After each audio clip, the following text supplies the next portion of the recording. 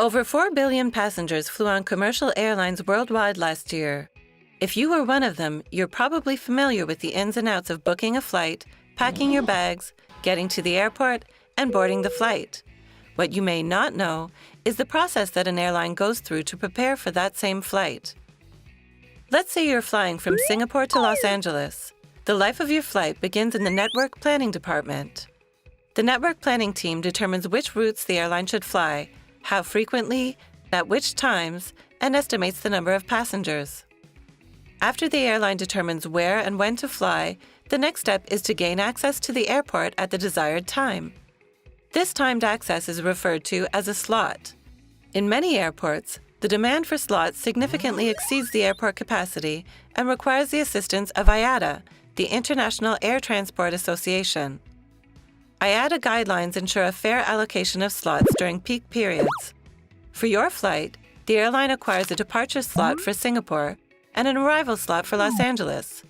And if your flight stops over in Tokyo, they will also need arrival and departure slots for that airport. When the slots are granted, the airline adds the flight to their schedule, including all of the flight details. The schedule then goes to the planning department. The fleet planning team builds aircraft assignments by aircraft type. These assignments are called aircraft rotations. A typical rotation for long international flights goes from Airport A to Airport B and then back to Airport A, say from Mexico City to Paris, then from Paris to Mexico. A different rotation might be from Singapore to Tokyo, Tokyo to Los Angeles to Taipei, then from Taipei back to Singapore. This is the rotation that your flight is on. The crew planning team uses the same schedule to build trips for crew, also by aircraft type. Crew trips are similar to aircraft rotations, but must allow for sufficient rest time, in accordance with government safety regulations, as well as union agreements. For example, pilots might be allowed to fly a maximum of 12 consecutive hours, after which they must have 10 hours of rest before their next flight. The next phase of planning involves assigning the trips to specific crew members and publishing the crew schedule, which is called the crew roster. Planners make sure that each flight has the correct number of crew to operate on that aircraft. After the roster is published, changes can occur to the flight schedule, to the aircraft type, or to the crew.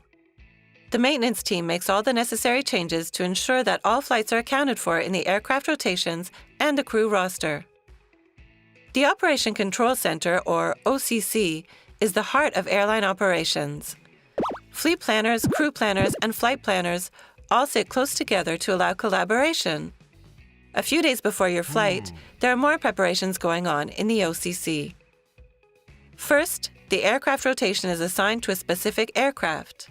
Then, on the day of your flight, known as the day of operation, the dispatch team creates the flight plan. A licensed dispatcher determines the exact route, altitude, and speed for the flight, and how much fuel is required based on the anticipated conditions. The dispatcher submits the flight plan to Air Traffic Control, or ATC, at least 30 minutes prior to departure. Also on the day of operation, the crew tracking team has to make sure that each flight is properly staffed, accounting for any disruptions or delays. Before the flight takes off, crews are busy in the airport and on the ground. The pilot inspects the aircraft.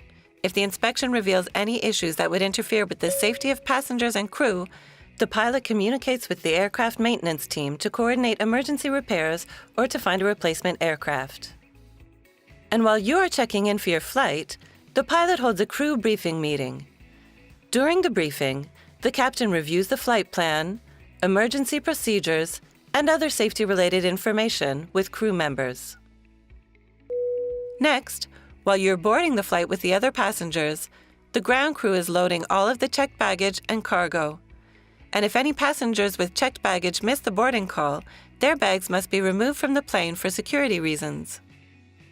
When everyone is ready for takeoff, the captain communicates with ATC for clearance to drive to the runway, which is known as taxiing, and to take off.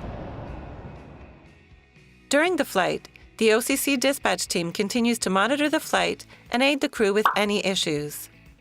This ranges from linking to technical assistance when cabin lights won't turn off, or to medical advisors when a passenger might be having a heart attack or stroke. Dispatch also supports the captain to make changes to the planned route because of weather or other obstacles. And finally, ATC guides the captain to land the aircraft at your destination. Then the ground crew unloads your bags so you can collect them and head off to Hollywood. From the cast and crew of our operation, we hope you've enjoyed your look behind the scenes.